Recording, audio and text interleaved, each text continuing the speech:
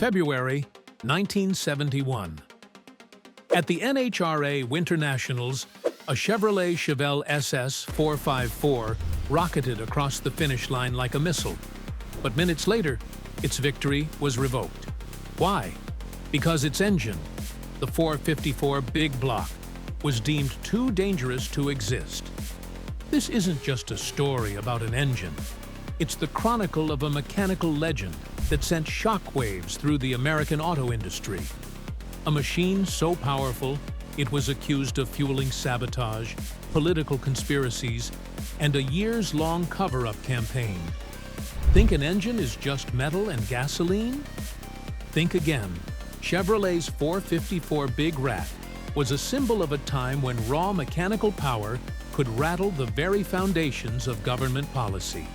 The 1960s were the golden age of American muscle cars, a time when cars weren't just for transportation, they were speed statements.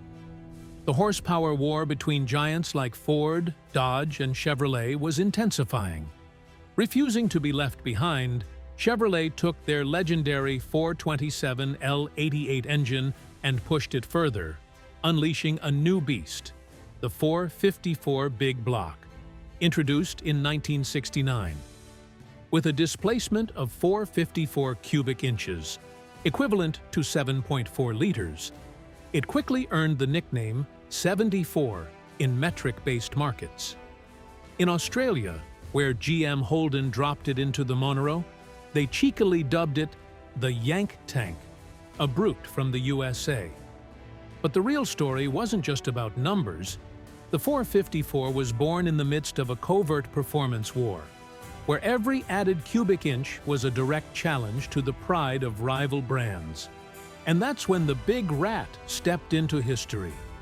If the 427 L88 was a warning shot, the 454 was a full-blown declaration of war. Chevrolet didn't just upgrade an engine, they forged a heavyweight weapon aimed squarely at Ford's 429 Cobra jet and Dodge's 426 Hemi. This wasn't just a rivalry, it was an engineering arms race brewing across Detroit. The 454 wasn't just bigger, it was smarter. Built with a thick cast-iron block, upgraded intake manifolds, and a finely tuned camshaft, it delivered a torque curve that was as broad as it was brutal. It wasn't just raw, it was relentless. Chevy engineers used specialized alloys and precision machining to ensure the engine didn't just produce power. It survived the punishing stress of high-performance use. Quietly, the 454 became the ultimate weapon, not just built to win races, but to crush the competition across every battlefield. The 454's overwhelming power quickly unsettled its rivals and sparked fear. At drag strips, Ford engineers were rumored to attend in disguise, secretly measuring headers, analyzing exhaust angles, and even recording engine sounds for reverse engineering. The horsepower war had opened a new front, industrial espionage. But the real tension wasn't just external. It was brewing inside GM itself. Some executives feared that pushing the 454 too far would drag Chevrolet into costly battles, not just on the track, but in courtrooms and regulatory chambers. A car that powerful didn't just intimidate competitors, it alarmed its own creators. Still, Chevrolet held its ground. The 454 was a symbol of pride, but shadows of doubt and conspiracy had already crept into the factory floor. As the 454's power surged into the spotlight, it wasn't just competitors who grew concerned. So did the government. Behind closed doors in early 1973, meetings between GM executives and EPA officials began to surface. Leaked documents later revealed one chilling line repeated often, "We need it gone," or "Washington will do it for us." The truth was, GM was struggling to meet new emissions standards. But rather than admit systemic failure, they chose a scapegoat, the 454 Big Block. It was the perfect fall guy, loud, bold, and visible. a sacrificial lamb offered to pacify regulators and hide deeper technical shortcomings. It wasn't eliminated for being bad. It was eliminated for being too good. And that was the real threat. Then tragedy struck.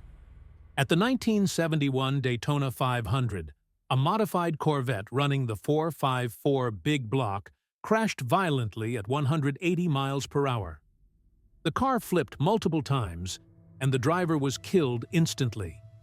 The media wasted no time blaming Chevrolet and the 454 as if its raw power had become a weapon.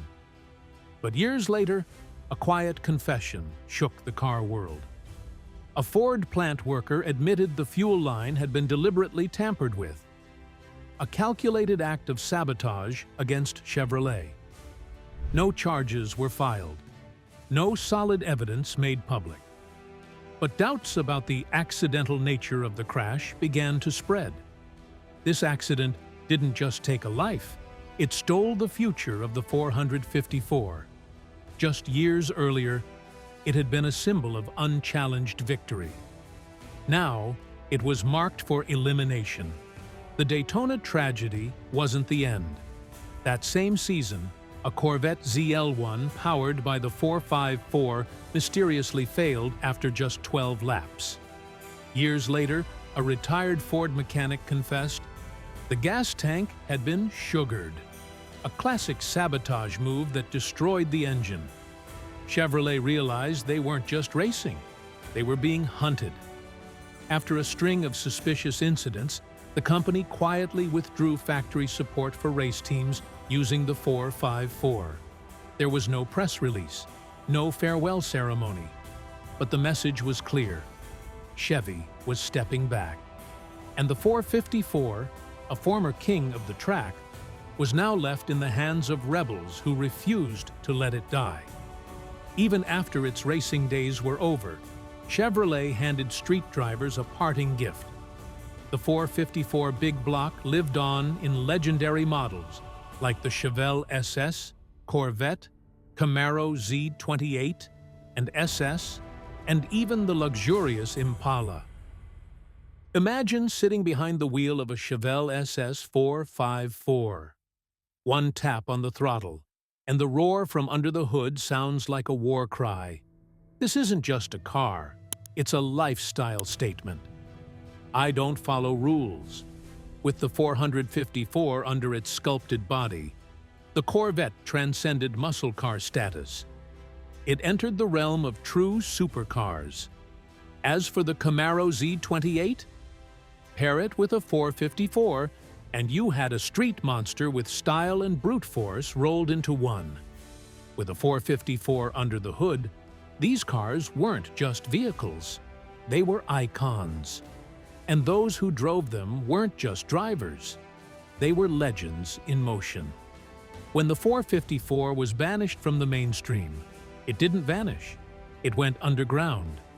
In Detroit, the beating heart of America's car industry, a secret garage called Rat Motor City became a haven for 454 devotees. At its helm was Larry the Rat Duvall, a former Chevrolet engineer who vowed to keep the 454 flame alive. Duvall and his crew didn't just restore engines, they enhanced them, tuning 454s to run on methanol and sidestep emissions laws. But the dream didn't last. In 1977, the FBI raided Rat Motor City and seized 22 illegal engines. Duvall was arrested, but rumors persist. He hid one golden 454 block deep in the Michigan woods. It's never been found. But for 454 lovers, the legend still breathes, waiting for its next resurrection. Today, if you find an original Chevelle SS 4544, you're holding a fortune in your hands. Cars equipped with the 454 aren't just vehicles. They're relics from a lost era. Their value climbs year after year. A well-preserved Chevelle SS 454 with full documentation can fetch $50,000 to over $100,000. Even just a fully restored 454 big block engine can go for $3,000 to $8,000, depending on originality and condition. For collectors, it's not just buying a car, it's restoring history. Even the Chevrolet Impala SS, once known for its luxury, became a true highway warrior when powered by the 454. No one builds machines like this anymore. And maybe they never will again. Behind the 454's glory was a silent war within General Motors. At the heart of it stood John DeLorean, the head of Chevrolet in 1970, a rebellious icon among Detroit's engineers. He defended the 454 fiercely, refusing to let it die quietly. But GM's CEO, Richard Gerstenberg, had a different vision: cut costs, chase fuel efficiency, and avoid unnecessary risks. Eventually, Gerstenberg ordered the termination of the 454th DeLorean was outraged. He resigned in 1973, declaring, "They didn't just kill the 454, they murdered the soul of Chevrolet." Later, he built the car that bore his name, the DeLorean DMC, a symbol of the 1980s. But in his heart, he belonged to another era, one where the roar of the 454 stood for freedom, audacity, and defiance. In the world of American muscle engines, if the 454 was the giant, then Ford's 429 Cobra Jet was its most worthy challenger. Debuting in 1968, the 429 was slightly smaller, 429 cubic inches versus 454, but still packed 375 horsepower and 500 pound-feet of torque, an impressive feat for its era. The Cobra Jet earned praise for its low-end torque, making it a beast at the drag strip. But engineers noted its flaws. It required more maintenance and lacked the long-haul durability of the 454, due in part to its cylinder head design and high-revving nature. The 454, on the other hand, featured a thick cast-iron block built to endure heat and stress, perfect for both street and endurance. It wasn't just stronger, it was tougher.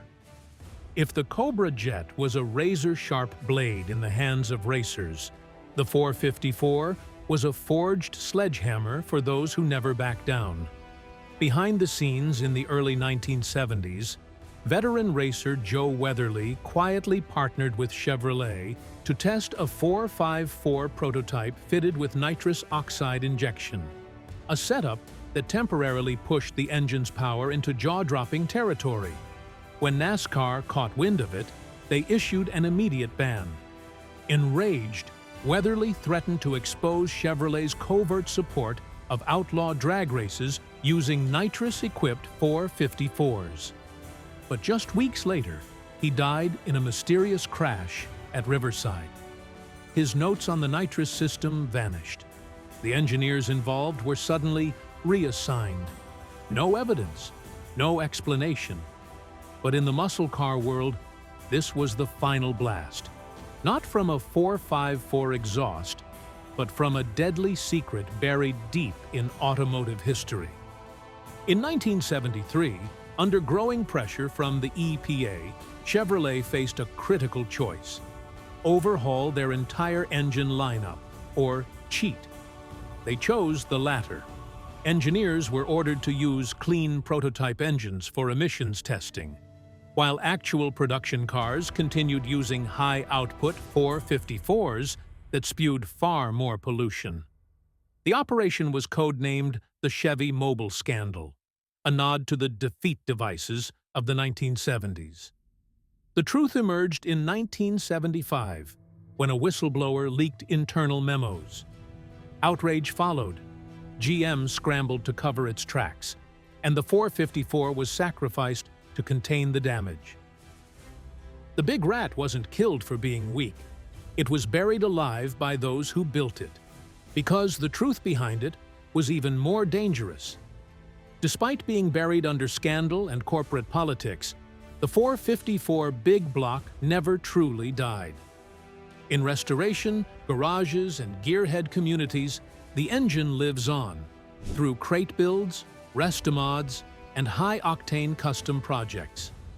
Legends still whisper that Larry Duvall hid a golden 454 block deep in the Michigan woods.